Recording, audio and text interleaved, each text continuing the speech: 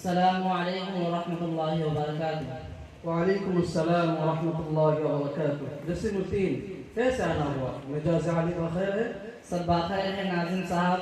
हमारे मदरसा में एक मेहमान तशरीफ लाए हुए हैं जिनका ताल्लुक अरब से है और हमारे मदरसा के बारे में कुछ जानकारी हासिल करना चाहते हैं। सो मैंने कुछ मुद्दत तक कोशिश की है पर वो मज़ीद जानने का ख्वाहा है। सो कोई इस मदरसा में अरबी का जानकार है जो उससे गुफ्तगू करे? हाँ हाँ, ये तो बड़ी खुशी की बात है कि अरब मेहमान आए हुए हैं और रहा उनसे गुफ्तगू करना तो उनके लिए असातिज़ा तलबा भी हमारा वक्त मुस्तैद है और उस पर कादिरुल कलाम भी है।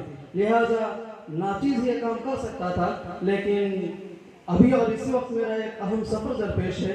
लिहाजा मैं तौर बहन को भेज रहा हूँ, आप मेहमान को बुला कर लाइए। ठीक है नाज़िम साहब, मेहमान को मैं बुलाता हूँ।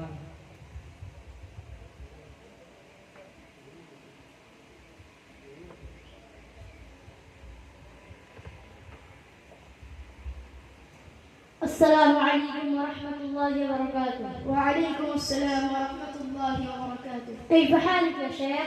الحمد لله طيب. أريد أن أستفسر عن أحوال مدرستكم.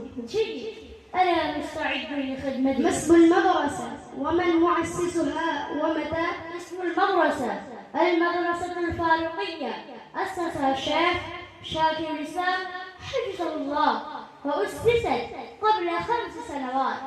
كيف تجري هذه المدرسة وكيف تتم حوائجها؟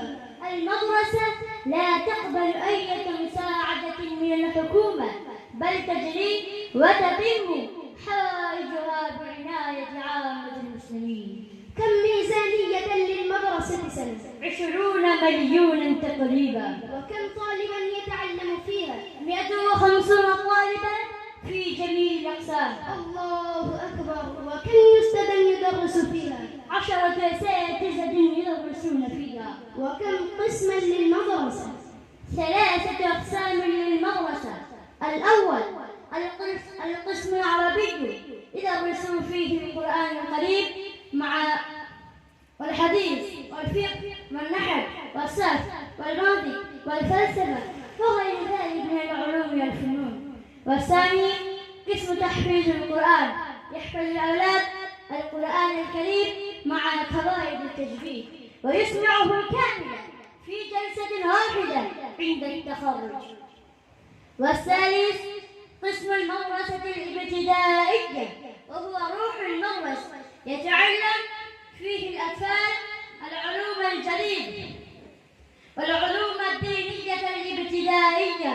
والجدير بالذكر الطلاب يتدربون على الكمبيوتر أيضا في أوقات الفراغ. ما شاء الله، وجدت المدرسة ومنهجها أحسن مما كنت أتصور.